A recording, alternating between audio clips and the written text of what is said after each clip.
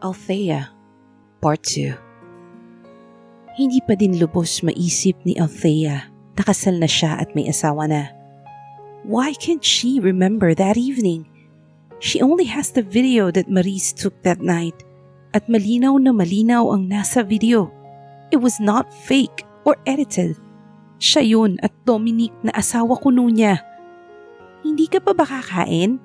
Napapitlag ang dalaga nang biglang sumulpot mula sa likuran niya si Maurice. Nakapangalumbaba kasi siya habang nakatingin sa kawalan. Maraming gumugulo sa isipan niya, kaya hindi na siya nakakamalay sa paligid. Are you still thinking about the thing you learned yesterday? Napabuntong hininga siya at napasimangot. Bakit hindi ko iisipin yon, Maurice? I am married with Dominic Ilacad at hindi ko maalala kung paano yun nangyari, she said in frustration. Kaya nga pinavideo ni Dominica nangyari ng gabing yun dahil alam niyang mangyayari to. Ayaw mo naman kasi papigil sa mga desisyon mo nun. You really wanted to get married with any man you will meet that night. Maswerte ka na nga lang talaga dahil si Dominic ang nakakita sa'yo. Dahil kung ibang lalaki yun, baka miserable pa sa miserable ang buhay mo ngayon. Dominic saved you, Althea. Wika pa ng kaibigan. Napaisip naman ng dalaga. May punto ito, ngunit hindi pa din siya sang-ayon sa katotohanan na kasal at may asawa na siya. Mag-iiba na ang buhay niya. Does it mean na kailangan nilang tumira sa iisang bubong? Do they need to do what a married couple should do? Lalo siyang na-frustrate sa mga naiisip. Best, hindi ka naman nalugi sa asawa mo. May-ari lang naman siya ng largest mall and biggest in the number of branches in the Philippines ang asawa mo. Plus, may mga businesses pa siya sa ibang bansa. Kahit nga hindi ka na magnenegosyo at humiga lang maghapon at magdamag ay hindi ka mangugutom. At ang pinakamagandang advantage ng instant kasal mo ay makakawala ka na sa pamilya mong walang pakialam sa'yo. Muli siyang napaisip. Tama na naman si Maurice. Lahat ng sinasabi nito ay may punto. Sobrang yaman ng asawa niya. At malaking tulong ito para nakawala siya sa poder ng kanyang ama. Pero ayaw niya naman na samantalihin at gamitin ang kasal na yun para makalaya sa ama. Hindi niya naman alam kung magugustuhan ni Dominic ang iniisip niya. Baka isipin nito na ginagamit niya lang ito para sa kanyang pansariling kabutihan. It's not right, Maurice. Ayokong idamay ang ibang tao sa miserable kong buhay. I will file for an annulment. Seryoso na wika ni Althea. Namilog naman ang mata ni Maurice at mabilis na lumapit sa kanya. Hinawakan siya nito sa magkabilang balikat at tinignan sa mga mata. That's not a good idea, Althea. Dominic will not be happy to hear that from you. Mas dapat nga siyang maging masaya dahil makakalaya siya sa kasal na pareho naman naming hindi gusto. Napailing na lang si Maurice sa sinabi niya. Ikaw ang bahala. Sinasabi ko na sa iyo ang posibleng mangyari. Tumalikod si Maurice at akma nang aalis ng pigilan niya. Kanina pa kasi niya napapansin na parang kilalang kilala nito si Dominic. Tapatin mo nga ako, Maurice. Matagal na ba kayo magkakilala ni Dominic?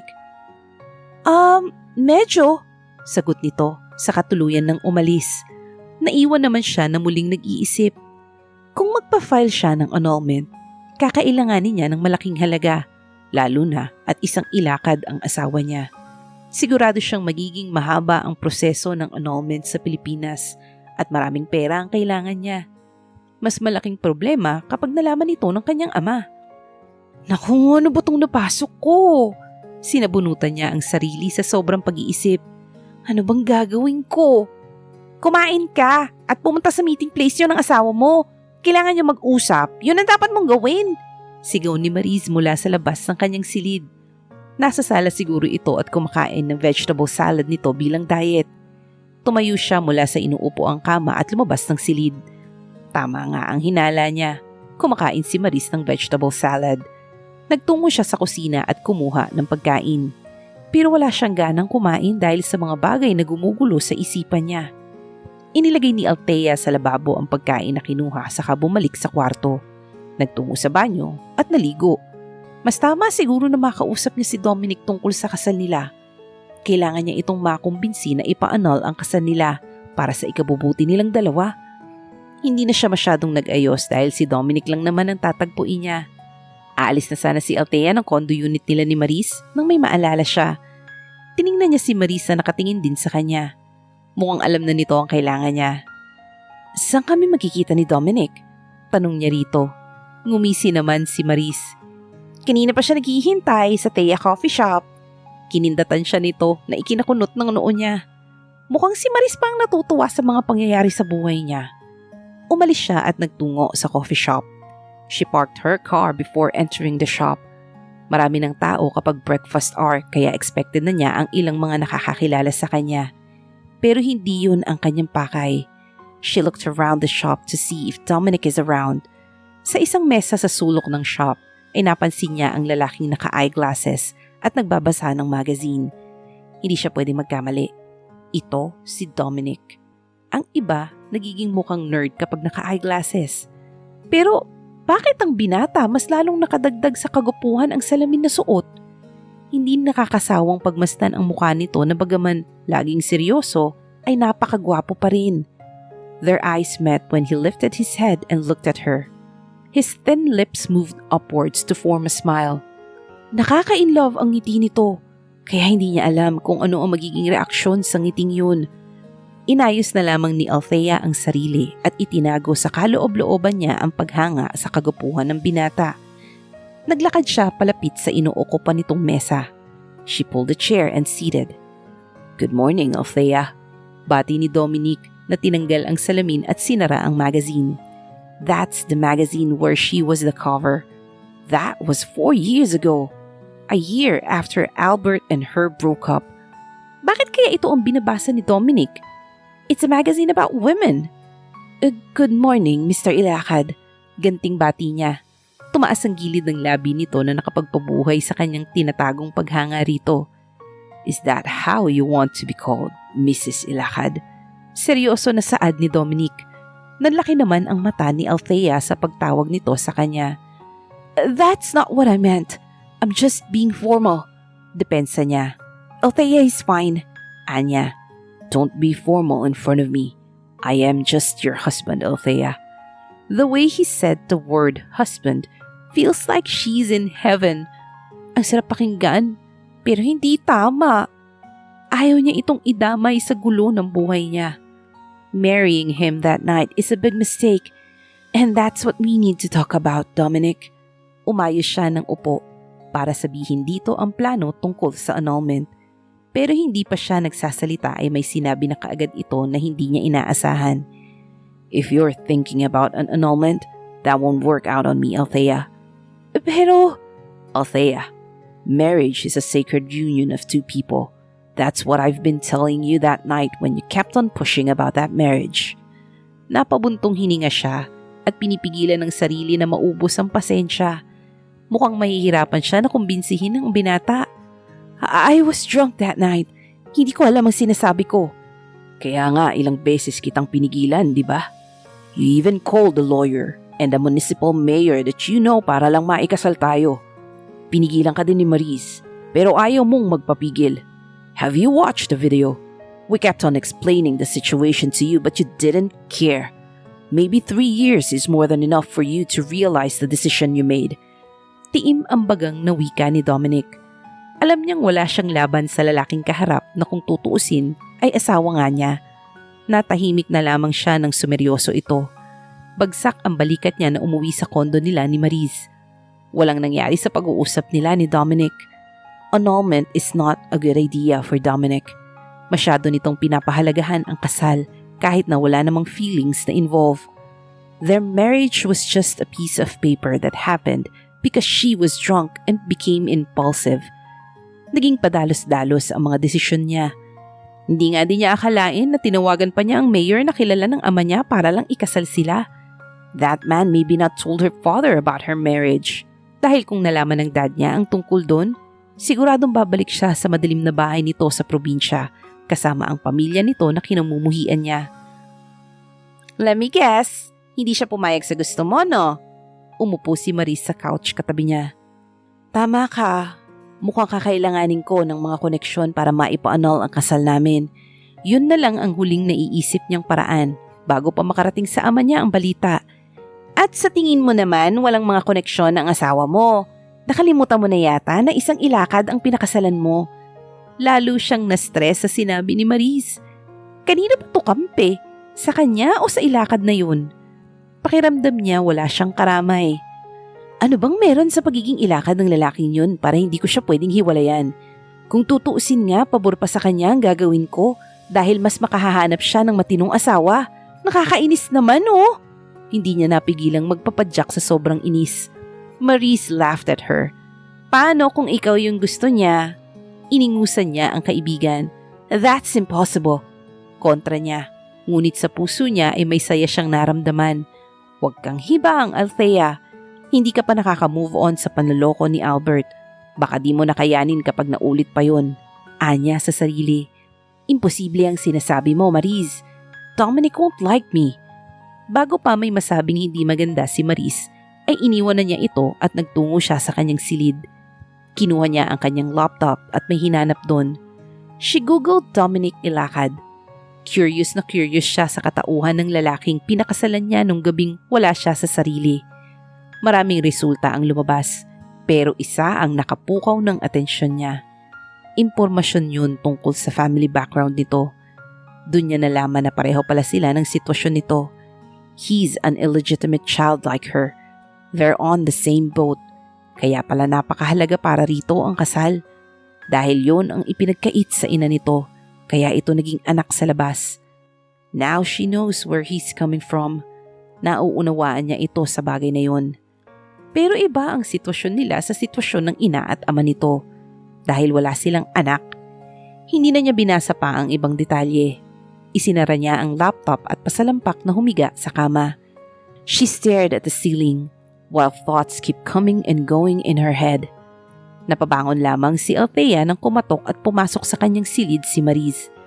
May naghahanap sa'yo, she announced. Nagsalubong ang dalawang kilay niya. Wala siyang inaasahang bisita sa pagkakaalam niya. Sino? Tanong niya. Si Xander. Mas lalong nagsalubong ang kilay ni Althea. Xander? Wala akong kilalang Xander. Anya sa kamuling humiga. Kaibigan siya ni Dominic at mukhang asawa mo ang may pakana kaya nandito si Xander ngayon. Wika pa ng kaibigan. Napabugan na lamang si Althea sa hangin saka bumangon at lumabas ng silid. Nabungaran niya ang pamilyar na lalaki sa kanilang living room. Kasama nga ito ni Dominic nung nag-opening ang shop nila. Anong ginagawa mo dito? Napatingin ito sa kanya at ngumiti. Pasensya ka na kung naabala ko ang pagpapahinga mo, Althea. Ang asawa mo kasi, inabala din ang date ko para ipabigay ito sa'yo. Nilagay nito sa bubong na coffee table ang dalawang susi. Anong gagawin ko dyan? Muli itong ngumiti at sunod na inilapag ang isang mamahaling cellphone na sa wari niya ay bagong bili dahil kasama na inilapag ni Xander ang kahon nito. Nakasave na sa phone ang number ni Dominic. Sabi niya tawagan mo daw siya kapag natanggap mo ang mga ito. Wika pa ng binata bago tumayo na. Now that I already did my job, makakauwi na ako. See you again, Althea. Naglakad na ito palayo, ngunit muling humarap sa kanya. A piece of advice from a friend of your husband. Never ever open a topic about his private life unless he initiated the topic para makaiwas ka sa galit niya. His family is a serious matter. Pagkasabi nito nun ay tuluyan na itong umalis. Salamat, Xander. Anya na hindi niya alam kung narinig ba nito ang sinabi niya. Ngayon niya lang napagtantong magagandang lalaki pala ang kaibigan ng kanyang asawa. Naiwan naman si Althea na nakatingin lamang sa mga gamit na nasa mesa. Call him! Napalingon siya at nakita si Maris na nakasandal sa hamba ng pinto ng silid nito at kumakain ng mansanas. She's really serious on her diet. Why should I? Inirapan niya ito at naglakad patungo sa silid. Ngunit hindi pa man siya nakakapasok ay muling nagsalita si Maris. Call him or he'll come over here. May pagbabanta sa tinig ni Maris kaya medyo natakot siya na baka nga magpunta sa kondo nila si Dominic. Ayaw pa niya itong makita dahil sa tuwing nakikita niya ito, nagugulo ng kagapuhan nito ang isipan niya. Wala siyang nagawa kundi kunin ng dalawang susi at ang cellphone. Sana all may Dominic Ilacad na asawa. Cellphone pa lang, pak na. What more pa kaya yung mga susi? Tukso pa ni Maris na pinanlisikan niya ng mga mata. Hindi nakakatulong ang mga sinasabi nito sa sitwasyon niya ngayon. Dumiretso si Althea sa kanyang silid at nilock ang pinto. Mahirap na, baka biglang pumasok ang kaibigan at guluhin na naman ang pagmumuni-muni niya. Pinagmisdan niya sandali ang hawak na susi at cellphone. She put the keys on the night table and stared on the phone. Tatawagan niya ba si Dominic? Kung hindi naman niya ito tatawagan, hindi niya malalaman kung para saan ang mga pinadala nito. She ended up calling him. What took you so long to call? Bungot kaagad ni Dominic nang tawagan niya. Isang ring lamang ay sumagot na ito. Because it also took me so long to decide whether to call you or not. Can you just tell me what are the keys for? And why did you give me a phone? I already have one. Hindi siya Inglesera, pero napapa-English siya tuwing kausap ito. Napaka-formal naman kasi nitong tao. The keys are for our house and your car. Xander left the car in the parking lot of your building. And for the phone, that's for our privacy. Gagamitin mo ang phone na yan kapag tatawagan or iti-text mo ko. She was left dumbfounded. Is he serious? A house? And a car? Bulalas ni Althea. Excuse me, Mr. Ilacad, but I will still pursue the annulment. Go on then. Pero wala kang makukuhang pirma or approval from me. Ikaw lang din ang mahihirapan, Althea. Mariin siyang napapikit. Dominic, malaking pagkakamali ang kasal na yon 3 years ago. If I was in my right mind that time, I wouldn't do that. Kaya nga tinatama ko na ngayon ang pagkakamali ko na yun. Paliwanag pa ng dalaga. Noon mo pa sana itinama ang pagkakamali mo. 3 taon ang pinalipas mo, Althea. Nauulinigan na niya ang inis sa boses ng kausap. I didn't know that I got married when I was so wasted. Kung alam ko ba, patatagalin ko pa ba ang kalokohan kong yun? Maris knew about it. She should have told you. She didn't. Humanda ang Maris na yun sa galit niya. Kung sinabi nito kaagad ang tungkol sa kasal, di sana hindi na humantong pa sa ganito. Wala namang pupuntahan ng kasal na to, Dominic. Hindi din tayo makikinabang. So let's stop this before it gets worse. Bumaba ang tono ni Althea sa mga huling salita upang iparating dito ang lungkot at takot niya sa posibleng mangyari. We will both benefit in this, Althea. Not now, but in the future. I need you, so please stay. Those words went deep inside her. Tinusok nito ang puso niya sa mga salitang huli nitong binitiwan. He needs me, and he wants me to stay. Why, Dominic? Why? Sabihin mo sa akin kung bakit kailangan kong magstay. She wanted to say those words in her head, but she chose to keep it just for her. Ayaw niyang umasa. Umasa na may taong nagpapahalaga sa kanya. Ayaw niyang isipin na may puwang siya sa buhay ng ibang tao. Ayaw na niyang umasa at sa huli ay